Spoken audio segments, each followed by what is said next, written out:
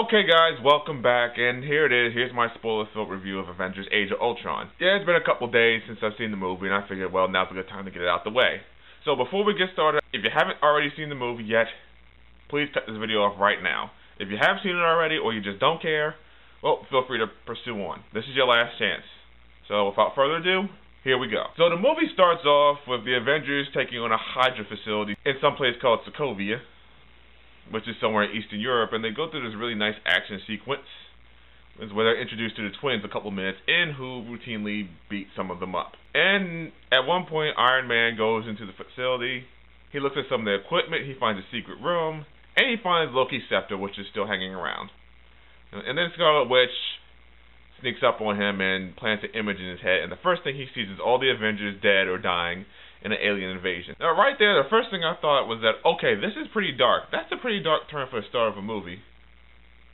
And yet at the same time, it sets everything in motion. That's what leads Tony Stark to start creating the Ultron program, or as he says, peace for the world. So then after a while, Ultron attacks Jarvis while he's still in his computer form, and then gains his own body in the middle of a party. And next thing you know, there's chaos everywhere. And immediately everyone gets mad at Tony because he created it. You would think by now everybody would realize that Tony Stark does have a habit of causing a lot of the problems. Iron Man 1 still a weapons dealer. Iron Man 2, he's a drunk weapons dealer. Iron Man 3, he opens the door for terrorists to come and attack him, and so it just keeps going on and on and on. Really, he's his own walking problem. Again. So anyway, as I said in my earlier review, my spoiler-free review, there's a lot of character development going on, and you see that in some of the later scenes between Natasha and Bruce, or Hulk and Black Widow. I didn't get that in the first movie. They were kind of talking to themselves, or to each other, about wanting to just run away and try to have a life together, or be together, but they say they can't do that because they've got problems. Hulk can't do it because he's a danger to civilians, and Black Widow, which you actually find out is kind of sad, she actually has become sterilized after completing her assessment as an assassin. That's some pretty good backstory material right there, and it's kind of dark too. So it kind of puts her in a whole new light. Even better, since that's a reference to the whole Red Room and Agent Carter miniseries that came out this past January. If you haven't seen it, you definitely should. It's pretty good. And I thought to myself, wow, they're really digging deeper. And it goes even deeper with Hawkeye, Jeremy Renner's character. In the first movie, he was kind of a plot device. For maybe 60% of that movie, he was a mind slave to Loki. And the other half of the movie, he was eventually an Avenger. This movie, he's gotten a bit more relevance. He's got more scenes in the movie. Almost like the cast decided to develop him now because he's got a wife and kids hiding in secret now because Nick Fury set that aside for him and kept him off the grid. Several points in the movie, he's talking about how he just wants a peaceful life. Well, not really a peaceful life. He actually wants to feel useful. Because he's comparing himself having only a bow and arrow to people like Tony Stark, who's got an Iron Man suit, or Thor, who's a god. It's really nice to see they've matured the plot a little bit. They've matured things. They've added some development, some depth. There's another important scene. There's another big scene in the movie about halfway through. Right after the Ultron attack in the first part, they go to Wakanda and they meet Ulysses Claw, who's an enemy of the Black Panther, foreshadowing the Black Panther movie coming out in a couple of years. And while there, Scarlet Witch and Quicksilver, who we should talk about later, they kind of get into everybody's heads. Well, specifically Scarlet Witch. And she deals out a bunch of visions to all the main characters.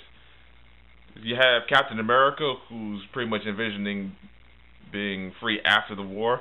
He's just envisioning a life where he's not needed. And then there's a cameo by Agent Carter. Ooh, continuity. You have Black Widow, who, as I said earlier, had her visions with the Red Room, where she was trained as an assassin and then sterilized as a ceremony. Thor's was very peculiar. Thor's was when he was pretty much thinking he was celebrating something, but he was in this random area. And Idris Elba's character, Heimdall, comes in and tells him we're all dead, we all died a long time ago, we're in hell. Obvious reference to Thor Ragnarok movie coming soon. That's his vision, so that's pretty creepy. And they play that off so well. Hawkeye's vision, well, he didn't get one because Scarlet Witch tried to sneak up on him. And I like that little bit humorous part where he just sticks an arrow on her head, shocks her, he says, I've been mind controlled before. That's not happening again. Speaking of mind control and other stuff, let's talk about Ultron. James, as I said earlier, James Spader absolutely killed this role. I honestly can't imagine too many other people playing him as an evil robot. So he definitely had spark, he definitely had the sinister plot, but he also had a bit of personality. There's actually one scene earlier when he's first introduced, he's just sitting there like, with a hood on his head, like, you know, this church is in the exact center of the city. It's really interesting. Little things like that can make a movie. That can actually make a villain's character. Which is interesting because Loki and Ultron are pretty much the only two characters in the whole Marvel Cinematic Universe that actually left an impact on me. And Ultron definitely left an impact on the whole plot as a whole, because the ultimate goal he wanted was to pretty much hit the reset button for humanity, because it's its own worst enemy. That is incredibly sinister. And how he does it? Well, he just builds a super powerful engine in the middle of Sokovia, raises it from the sky like a continent, and plans to drop it back on the planet. In the same way the asteroid that killed the dinosaurs did. See what I'm talking about? This movie definitely upped the stakes a little bit. This actually went from, in the last movie, it was just an invasion in New York.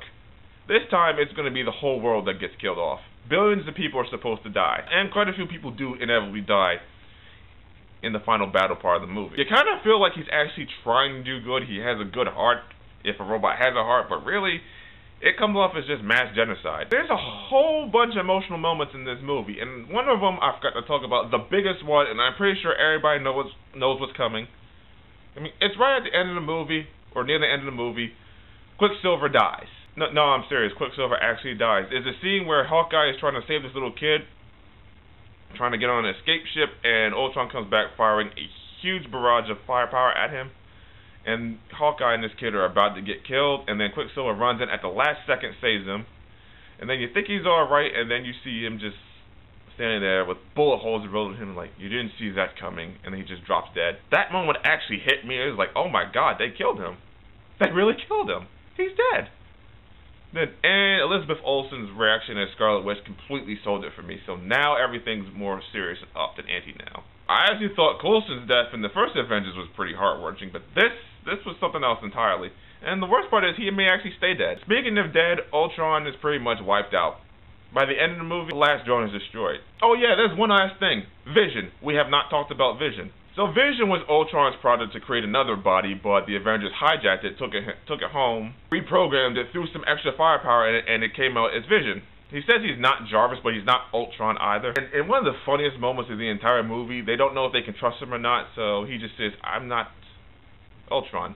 I'm on the side of life. Ultron isn't.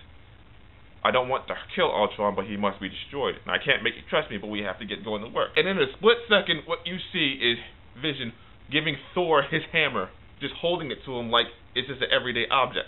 And that's when the whole movie freezes and everyone just dies laughing and there's this dead silence. That joke could not have been played out any better. There's this awkward silence like, shit. Because Vision is pure good. He was just created. He's pure good. And he has an Infinity Stone in his head. So by the end of the movie, Quicksilver is dead, Ultron's defeated because Vision blasts him off screen. So we may or may not see Ultron again. And the Avengers break up once again. Tony leaves. Black Widow and Captain America stay at the Avengers facility. Hulk disappears. Thor goes back home. And then you have the new Avengers. So Captain, Black Widow, Falcon, War Machine, Scarlet Witch, and Vision. And that's pretty much the end of the movie. Actually, no, it's not. The actual end of the movie comes in the post-credit scene. You know, the scenes that everybody wants to look at. It's just a dark room. You hear this machinery running, and then you see the cage open, and then you see it. You see the Infinity Gauntlet just sitting there, and then you see someone walk up in the distance, and then it turns to be Thanos, like, oh my god! And he's just like, fine, I'll do it myself. That can only mean one thing. Infinity War is coming, and oh shit, everybody is in a fuckload of trouble. There's no second post-credit scene, by the way. That was the only one. Joss Whedon decided to troll us for some reason. Oh well. So Avengers Age of Ultron, what did you think about it? I already asked you that, but what was your favorite scene in the movie? Please leave me a comment below. Tell me how you feel. Also, don't forget to check out my Twitter at AsteroidMike. Don't forget to check out my blog. And as always, I will see you around.